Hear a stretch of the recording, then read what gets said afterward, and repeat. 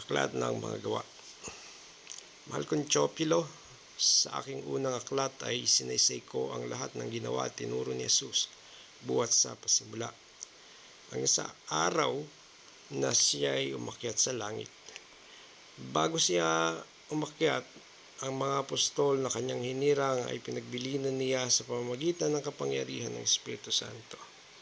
Sa loob ng 40 araw, pagkatapos ng kanyang pagkamatay, maraming ulit siyang nagpakita sa kanila at pinatunayan niyang siya'y talagang buhay. Siya ay nagpakita sa kanila at tinuruan niya tungkol sa paghahari ng Diyos. Samantalang siya ay kasama pa nila, pinagbilinan sila ni Jesus, "Huwag muna kayong aalis sa Jerusalem. Sa halip, hintayin ninyo roon ang ipinangako ng Ama na sinabi ko sa inyo."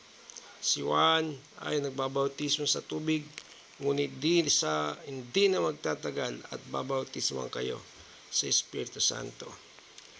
Nang muling magkatipon si Jesus at ang mga alagad, nagtanong sila kay Jesus, "Panginoon, itatatag na po ba ninyong muli ang kaharian ng Israel?" Sumagot si Jesus, "Ang mga panahon at pagkakataon ay tinakda ng Ama sa kanyang sariling kapangyarihan, at hindi na kailangan pang malaman ninyo kung kailan iyon.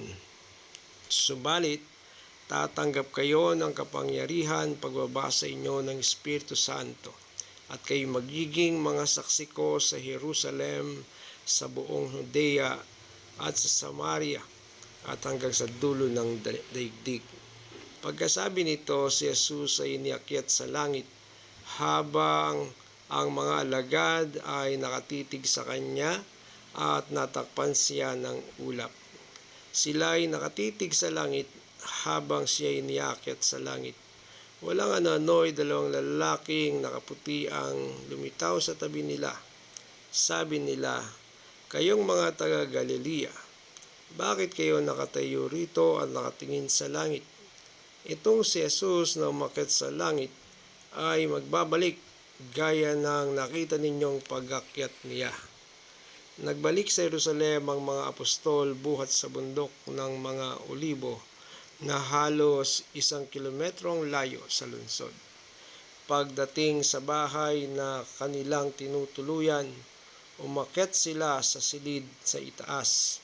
Sila ay sina Pedro, Juan, Santiago, Andres, Felipe, Tomas, Bartolome, Mateo, si Santiago na anak ni Alfeo, si Simon na makabayan, at si Judas na anak ni Santiago. Lagi silang nagsasama-sama sa pananalangin, kasama ang mga babae at si Maria na ina ni Jesus, gayon din ang mga kapatid ni Jesus.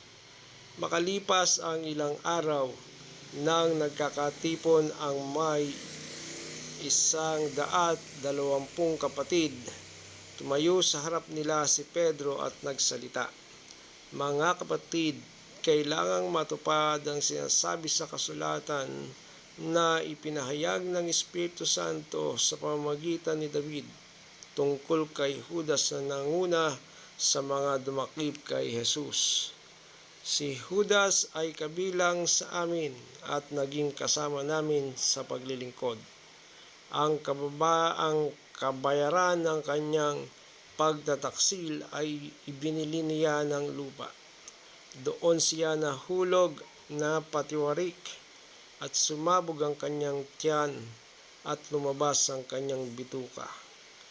Nabalita iyon sa buong Jerusalem, kaya nga ang lupang iyon ay tinawag na Akeldama, sa kanilang wika na ang kahulugan ay bukid ng dugo.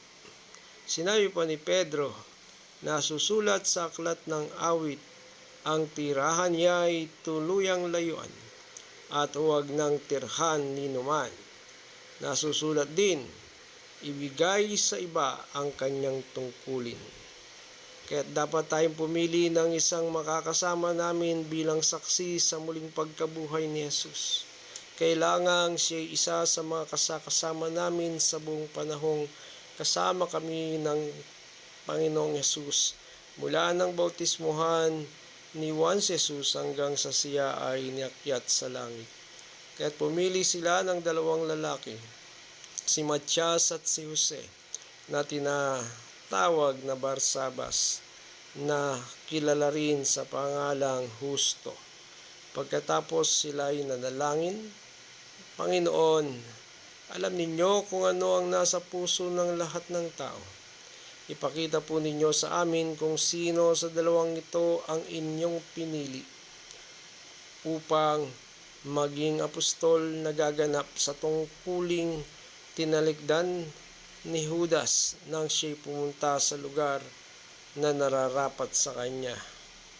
Nagpalabututan sila at si Matias ang napili, kaya't siya ang nadagdag sa 11 apostol.